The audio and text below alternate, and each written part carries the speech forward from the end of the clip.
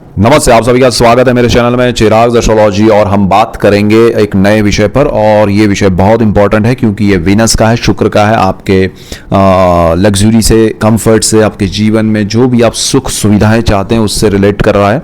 और ये चीज़ जो है वो आपके जीवन में बहुत बड़े इफेक्ट करने भी आ रही है, यानी कि वीनस का एक ट्रांजिट हो रहा है और वो 1 अगस्त को हो रहा है और 2 सितंबर तक वो वीनस उसी स्थान में रहेगा, और वो स्थान है कन्या राशि। तो आप सबके लिए क्या इफेक्ट होगा उसका हम एक के बाद एक जानेंगे। और ये कन्या राशि इसलिए इंपॉर्टेंट है वीनस का ट्रांजिट, क्योंकि वीनस की ये नीच राशि है, यानी कि वीनस इस राशि में जाकर नीचत्व प्राप्त करते हैं और नेगेटिव रिजल्ट्स देते हैं।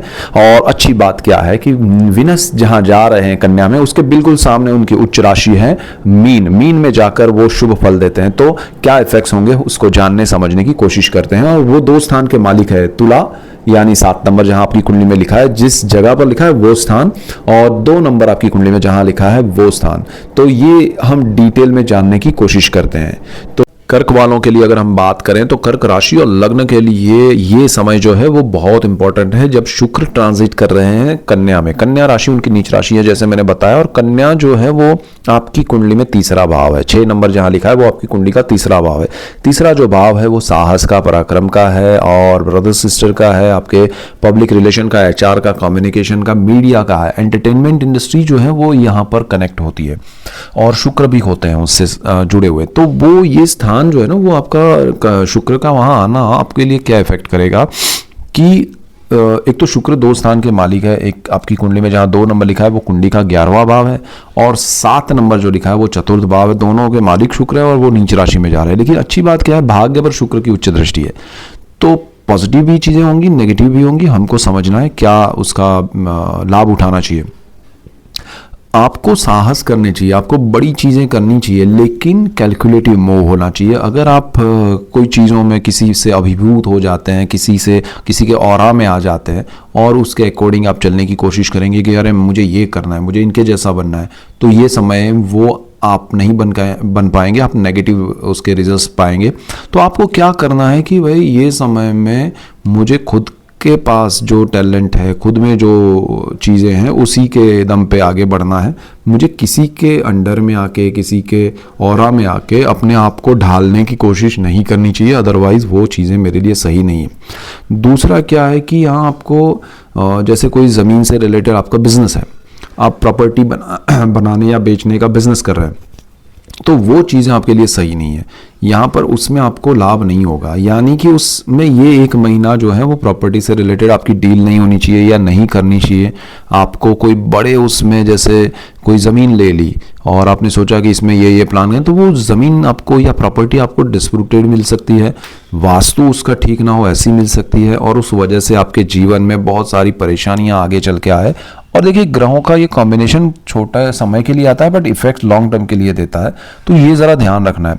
और शुक्र अल्टीमेटली नीच राशि में जा रहा है, आपके ब्रदर सिस्टर के साथ मिलके अगर आप कोई प्रोजेक्ट कर रहे हैं तो उसमें आपको डिस्प्यूट मिलेंगे आगे चल के, या फिर उनकी वजह से अगर आपने कोई प्रोजेक्ट शुरू किया है तो हो सकता है उनके इरादे अच्छे हों, लेकिन प्रोजेक्ट ऐसा बने कि भाई रिलेशन, दोनों के बॉन्डिंग जो है वो फिर खतरे में आ जाए, एक दूसरे पर ब्लेम करें, आर्ग्यूमेंट्स हो, प्रॉब्लम्स आएँ, तो डिस्टेंस बढ़ सकता है, डिस्टर्बेंस बढ़ सकता है, वो सारी चीज़ें होती है। तो वो ना हो, उसका ध्यान रखने के लिए ये मंथ अवॉइड करें। पूरा अगस्त मंथ 2 सितंबर तक, 1 अगस्त से 2 सितंबर तक का टाइम, पूरा अगस्त महीना है, उसको ज़रा अवॉइड कीजिए कुछ चीज़ों में।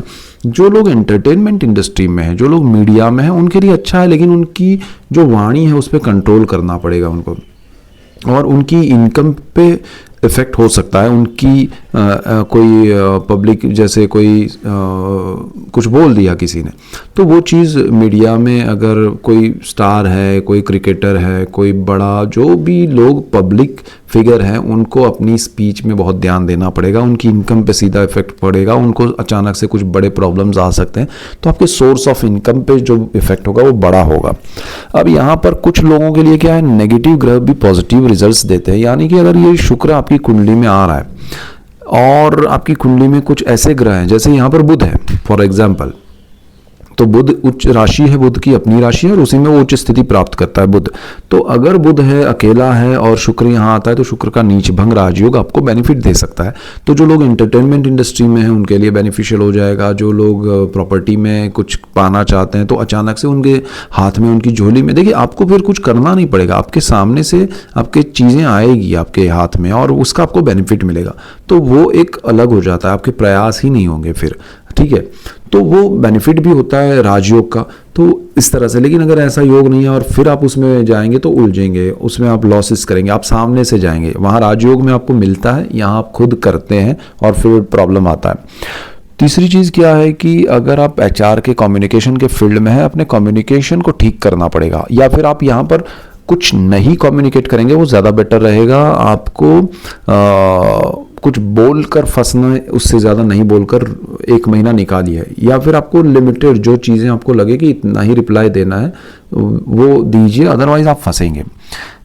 आपको माता के हेल्थ के इश्यूज हैं या माता से रिलेटेड कोई प्रॉब्लम है या उनको आपसे या आपको उनसे या किसी भी रूप में माता से कनेक्टेड कुछ प्रॉब्लम्स है, तो आप उसमें कोई बड़ा निर्णय लेने से पहले सोचिएगा, किसी की राय लीजिएगा, हो सके तो निर्णय को पोस्टपोन कीजिए कि एक महीने के बाद हम उसमें आगे सोचेंगे, बहुत ही इमरजेंसी नहीं है, रिक्वायर्ड नहीं है तो।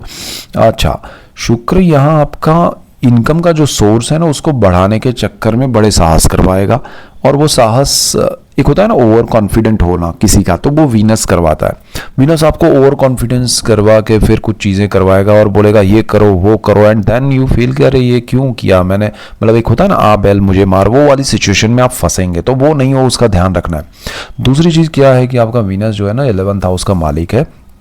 इनकम को लेके आपको कोई बड़ा इन्वेस्टमेंट करूं कि यहाँ इतना डालूंगा तो और इतना आएगा, वो सब कैलकुलेशन में मत जाइएगा। वीनस यहाँ आपको साहस से ही डुबोएगा। तो this is not correct time to invest something for get something more, तो वो चीज़ें नहीं होगी। और वीनस जो है ना वो आपका भाग्य का मालिक, अरे भाग्य को कर दृष्टि कर रहा है, तो भाग्य पर उसकी जो दृष्टि है ना वो उच्च दृष्टि है।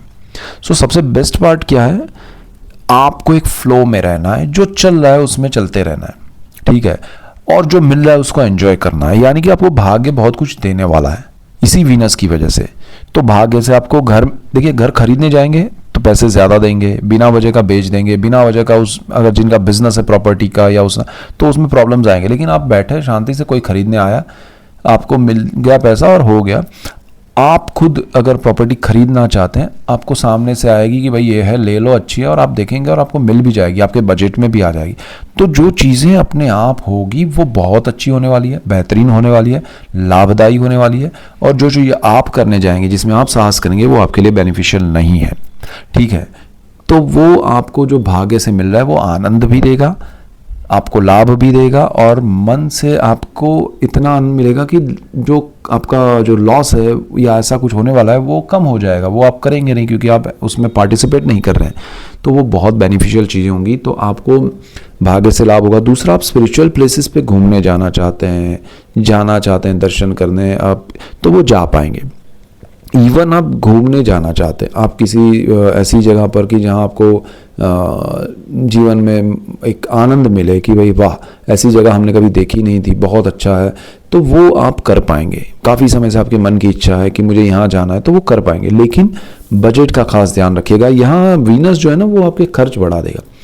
तो वो सारी चीज़ें होंगी जो आप चाहते हैं कि भाई मुझे स्पिरिचुअल प्लेसेस पे जाना है, घूमने जाना है, चाहे आप स्टूडेंट है, हाउस वाइफ है, आप टीचर है, फार्मर है, डॉक्टर है, इंजीनियर है, किसी भी एज में है, कहीं भी रहते हैं, विदेश में रहते हैं या अपने होम कंट्री में रहते हैं, वो सारी चीज़ें होंगी, लेकिन बजट आपका बढ़ नहीं जाए, तो ये ध्यान रखिएगा। अदरवाइज़ कोई टेंशन नहीं है आपके लिए, सामने से चीज़ें अच्छी होगी। भाग्य आपका बहुत बड़ा, मतलब अगर किसी की वीनस की महादशा है, वीनस का बाकी ग्रहों का कुछ नक्षत्र अगर कॉम्बिनेशन अच्छा है, तो भाग्योदय का समय भी ऐसे ही क्रिएट होता है कि नीच का शुक्र है लेकिन उच्च की दृष्टि की वजह से आपका भाग्य खिल जाता है, तो खुल जाता है, दोनों चीज़ें आपके जीवन में हो जाती है।